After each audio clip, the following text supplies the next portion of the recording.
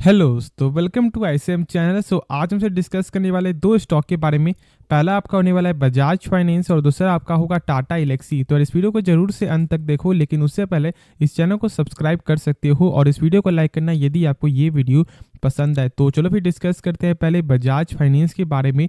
अब यदि इसका प्राइस देखोगे तो आपका जो पिछले मार्केट डे में ठीक है लगभग आपको 5745 पे आपका जो क्लोजिंग होते हुए दिखाई दिया है। और यदि मैं कुछ पहले का यहाँ पे जो भी न्यूज़ था तो यहाँ पे आप जान लो कि देखो यहाँ पे आपको जो मॉर्गन स्टैनली का यहाँ पे क्या मानना है, उनका यहाँ पे इस प्राइस से ठीक है 40% अपसाइड का वो यहाँ पे मूव आपको देख रहे हैं। यानी कि उनका जो अनुमान है ना वो यहाँ से 40% अपसाइड का है। तो यहाँ पे कोई भी आपको यही बोलेगा, क्योंकि देखो एक ऐसा कंपनी जो बहुत कम ही आपको यहाँ पे गिरते हुए दिखाई देता है, यानी कि इस लेवल पे आपको देखने को मिल रहा है। और आपका यहाँ पे बस यही नहीं, ठीक है, बहुत सारे ब्रोकर तो और टारगेट भी आपको दे रहे हैं, जैसे कि आपका केआर चौकसी ने भी टारगेट आपको दिया था 8100 का। तो आप यदि देखोगे तो इस प्राइस से एक अच्छा खासा यहाँ पे गेन देख रहे हो, यानी कि लगभग आपको 2400 पॉइंट का यहाँ पे प्लस है। तो यहाँ पे बहुत सारे ब्रोकर यहाँ पे टारगेट आपको देंगे, क्योंकि देखो इस कंपनी का जो फंडामेंटल है ना वो बहुत बेहतरीन है। और मैंने इसके बारे में बहुत सारे वीडियो में आपको बताया हुआ, लेकिन मैं इसलिए बार बार आपको बताता हूँ क्योंकि देखो बहुत से लोग यहाँ पे नए देखते हैं, तो उनको ये बेसिक आपको जानना जरूरी है, तभी उनको यहाँ पे ये मालूम चलेगा कि यहाँ पे बजाज फाइनेंस कैसी कंपनी है और क्या अभी यहाँ पे होल्ड करके चलना चाहिए या फिर आपको बाई करना है। तो ये चीज़ मैंने आपको जो थोड़ा सा जो पहले का यहाँ पे क्या क्या है वो मैंने आपको बता दिया, यहाँ पे क्या ब्रोकर ने क्या टारगेट दिया है। और यहाँ पे बहुत सारे जो ब्रोकर का जो लगभग 40% का जो यहाँ पे जो साइड वो जो देख रहे हैं आपको अपसाइड का मूव, वो भी मैंने आपके साथ यहाँ पे डिस्कस कर दिया है। अब जो डर है यहाँ पे आपको बजाज फाइनेंस के साथ जो मैंने बताया हुआ है कि इसलिए इतना ज़्यादा प्रेशर में है, तो उसका वजह क्या है, यहाँ पे आपका रिलायंस यानी कि आपका फाइनेंशियल जियो, सॉरी यहाँ पे मैं बोल सकता हूँ आपको जियो फाइनेंशियल, जिसके कारण यहाँ पे इतना ज़्यादा कुछ प्रेशर आपको देखने को मिल रहा है। बहुत से लोग यहाँ पे इतना ज़्यादा अभी आपको पैनिक हो रहे हैं कि उनको ऐसा लग रहा है कि यदि आपको जियो फाइनेंशियल मार्केट में ऐसा आ जाता है तो बहुत ज़्यादा यहाँ पे आपको गिरावट देखने को मिलेगा। देखो ऐसा बिल्कुल भी नहीं लगता मुझे। कोई भी कंपनी यदि आती है ना तो उसे यहाँ पे टाइम लगता है मार्केट में आपको जो सर्वाइव करने में। हाँ, एक चीज़ है कि यहाँ पे जो भी रिलायंस सेक्टर में जाता है उस सेक्टर का यहाँ पे फिलहाल एक अच्छा खासा यहाँ पे बादशाह बन जाता है, लेकिन यहाँ पे आपको बजाज फाइनेंस भी कोई खराब कंपनी नहीं है।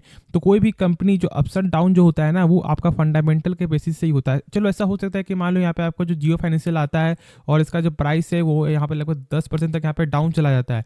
देखिए जब कंपनी का जब फंडामेंटल जब आपको सही होगा ना और जब लगातार सेल्स में आपको गेन होते हुए दिखाई देगा, तो बस ये एक शॉर्ट टर्म का ही आपका इम्पैक्ट बच जाएगा और ये आपको समझना है।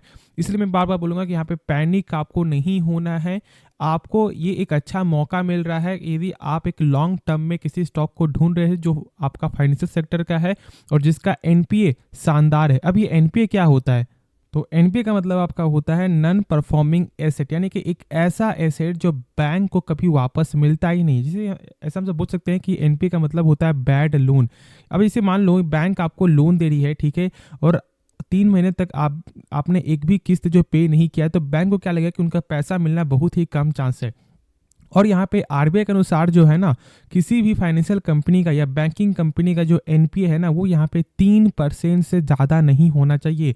और यदि ज़्यादा हो जाता है ना तो आप सोच भी नहीं सकते कि कितना बड़ा इम्पैक्ट आपको पड़ सकता है। जैसे यदि आप चेक कर लो बंधन बैंक का, बंधन बैंक जो फिलहाल अभी लगभग जो आपका 500 का जो स्टॉक था उतना ज़्यादा यहाँ पे प्रेशर में क्यों है, और उसकी वजह यहाँ पे क्या जानते हो, एनपीए। आपका यस बैंक जो आपका डूबने का मेन कारण क्या है, एनपीए। तो एनपीए बहुत इंपॉर्टेंट फंडामेंटल है, बहुत से लोग यहाँ पे नहीं जानते हैं, तो मैं इस वीडियो में आपको बता दूंगा जिससे आपको हर जो भी आप बैंकिंग स्टॉक के बारे में जानना चाहते हो ना और फाइनेंशियल कंपनी बस उसका आप एनपीए चेक करो। एनपीए यदि सही होता है बाई कर सकते हो बिना डर उत्पन्न हुए, ठीक है। तो आराम से यहाँ पे समझो। देखो यहाँ पे मैंने बताया 3% से कम होना चाहिए। अब यहाँ पे आपको ये जानना होगा कि आपका बजाज फाइनेंस का एनपीए कितना है, तो 0.41%। अब इस नंबर को देखो, क्या आपको लग रहा है कि क्या ये नंबर ज़्यादा है? नहीं, बहुत बेहतरीन नंबर है। सर आप जानते हो कि यहाँ पे आपका जो एचडीएफसी बैंक, ठीक है, जो टॉप बैंक है ना उसका यहाँ पे टॉप यहाँ पे क्यों खास बना हुआ जानते हो? क्योंकि इसका एनपीए का रिकॉर्ड क्या है कि 10 सालों में जो है 0.5% के ऊपर नहीं गया, और यही सबसे खास बात है आपका एचडीएफसी बैंक का। और इसलिए लोग इतना ज़्यादा यहाँ पे फोकस करते हैं उस कंपनी को फॉर द लॉन्ग टर्म के लिए। तो इसलिए मैं बोलता हूँ कि फंडामेंटल देखना सबसे ज़्यादा इंपॉर्टेंट है। साथ साथ एक और चीज़ भी होता है जिसे हमसे बोलते हैं आपको CAR, ठीक है, यानी कि आपका कैपिटल एडिकेसी रेशियो। एक ऐसा रेशियो जो आपको ये बताता है कि जैसे कि मान लो किसी भी कंपनी का जो एनपीए ज़्यादा हो जाता है, यानी कि 5% हो जाता है, 9% हो जाता है, 4% हो जाता है, तो क्या उनके पास बैकअप में कुछ पैसा है या फिर नहीं। तो बैकअप में आरबीआई के अनुसार कम से कम, ठीक है, क्या कम से कम आपका होना चाहिए, कितना जानते हो, 9% का। और यहाँ पे जो है बजाज फाइनेंस के पास जो है 25% का बैकअप मनी है। तो ये तो समझ में आ रहा है कि कंपनी का फंडामेंटल कितना अच्छा है। यदि आप सेल्स चेक करोगे तो कि लगातार जो है आपका सेल्स बढ़ते हुए दिखाई दे रहा है, साथ साथ यदि प्रॉफिट चेक करोगे तो प्रॉफिट यहाँ पे लगातार बढ़ते हुए दिखाई दे रहा है। अब जो मैंने बताया था ना कि आपको 0.41%, वो यहाँ पे देख लो अभी एक बार, जिससे आपको ये समझ में आया कि हाँ यहाँ पे मैंने कोई भी फेक नहीं बताया। 0.41% आपका इस क्वार्टर में देखने को मिला, और वही इसके पिछले क्वार्टर में 0.44, और उसके पहले था 0.51, और उसके पहले था 0.6, यानी कि लगातार एनपीए कम होते हुए दिखाई दे रहा है, जो सबसे अच्छा चीज़ है। ऐसा नहीं कि यहाँ पे कम हो रहा है तो आप समझ रहे हो खराब है, नहीं, जितना कम रहेगा उतना ही अच्छा है एनपीए। तो वही आपको समझना है।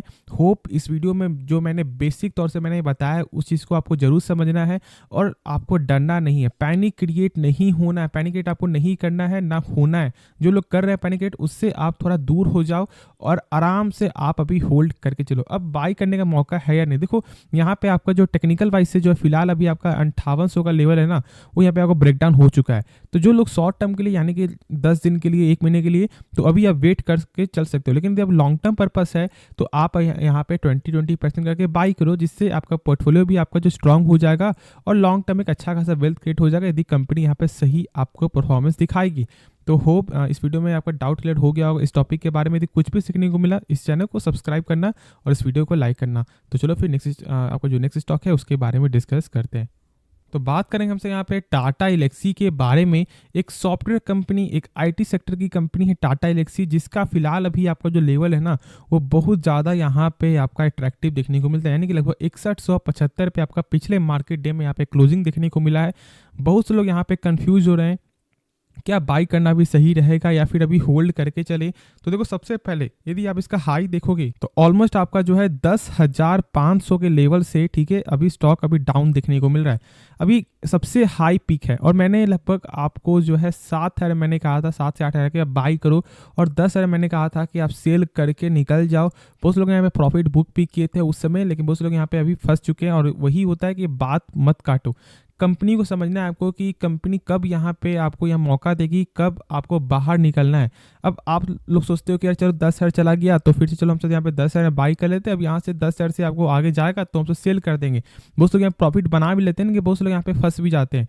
तो इसलिए आप एक अच्छे प्राइस पे बाई करो, जिससे आपको ये सब डर नहीं बना रहे कि कब बाई करेंगे, कब बाद में बेचेंगे। तो ऐसा कुछ भी आपको नहीं सोचना है। एक अच्छी कंपनी में जब मौका मिले, ठीक है, फॉर द लॉन्ग टर्म के लिए एक अच्छे प्राइस में देखो और उसको बाई कर सकते हो। अब बात आपको आता है जब टाटा एलेक्सी के बारे में, तो जो मैं बोल रहा हूँ कि आप यहाँ पे जब मतलब बाई करो तो ऐसा है, यानी कि इस कंपनी का फंडामेंटल यहाँ पे जरूर ही सही होगा।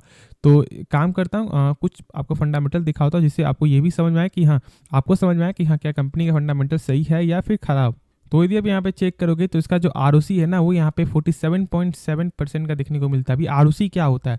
आरओसी का मतलब आपको होता है रिटर्न ऑन कैपिटल एम्प्लॉयड, यानी कि जैसे कि मान लो कंपनी जब अपने पर 100 रुपया लगा रहा है ना, तो यही 100 रुपया कंपनी का बन जाता है 1 साल बाद आपका 147 रुपया, जो एक बेहतरीन नंबर है।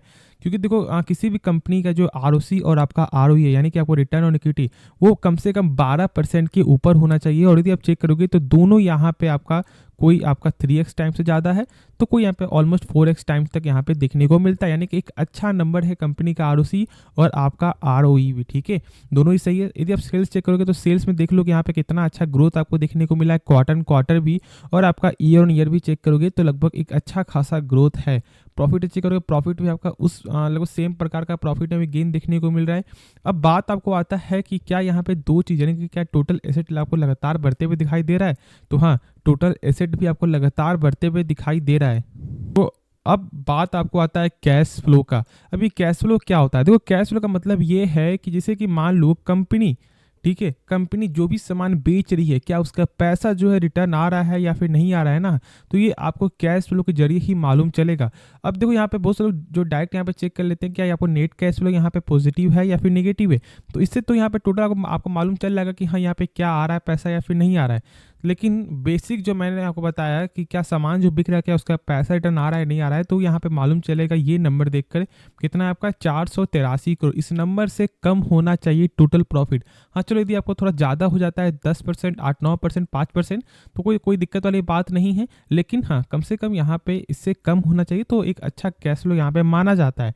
अब यदि चेक करोगे यहाँ पे तो 550 करोड़ का देखने को मिलता है, यानी कि कैश फ्लो यहाँ पे थोड़ा आपको डाउन है, यानी कि ऑलमोस्ट लगभग आपको 12-13% यहाँ पे डाउन देखने को मिलता है। लेकिन यदि आपको इसका जब पिछले साल का यदि चेक करोगे ना तो 437 करोड़ है, और यदि चेक कर लो यहाँ पे आप तो लगभग आपको 368 करोड़ देखने को मिलता है। तो चलो थोड़ा सा यहाँ पे डाउन था आपका इसके पिछले ईयर में, लेकिन आपका जो कैश फ्लो कंपनी का एक अच्छा कैश फ्लो है, ठीक है, तो दिक्कत वाली बात नहीं। जो सामान बिक रहा है उसका पैसा भी रिटर्न आपको आते हुए दिखाई दे रहा है, तो आप आराम से होल्ड करके चलो। साथ साथ यदि आप यहाँ पे चेक करोगे तो थोड़ा आपका जो FIS का जो होल्डिंग है वो यहाँ पे थोड़ा कम आपका होते हुए दिखाई दिया क्वार्टर, लेकिन इसके पिछले क्वार्टर के हिसाब से चेक करोगे ना तो आपको लगातार ही बढ़ते हुए आपको दिखाई दे रहा था, जो सबसे अच्छी चीज़ है। लेकिन आप निश्चिंत रहो, होल्ड करके चलो, और बाई करने का क्या मौका है या फिर नहीं तो देखो बाई कर सकते हो, लेकिन अभी थोड़ा वेट कर लो, इसलिए क्योंकि मैं आपको एक अच्छा लेवल पे मैं आपको यहाँ पे बोलूँगा बाई करने का। और वो लेवल क्या जानते हो, 5800 से लेकर 5500 का लेवल। यदि आप एक लॉन्ग टर्म पर्पस के लिए और शॉर्ट टर्म पर्पस के लिए अभी थोड़ा वेट कर लो, वही सबसे अच्छा तरीका होगा। बाकी जो भी डाउट है आप कमेंट में जरूर से पूछना। तो इस वीडियो को अंत करते हैं, लेकिन उससे पहले इस चैनल को सब्सक्राइब करना, इस वीडियो को लाइक करना। तो मिलते हैं नेक्स्ट वीडियो में, तो तब तक के लिए धन्यवाद।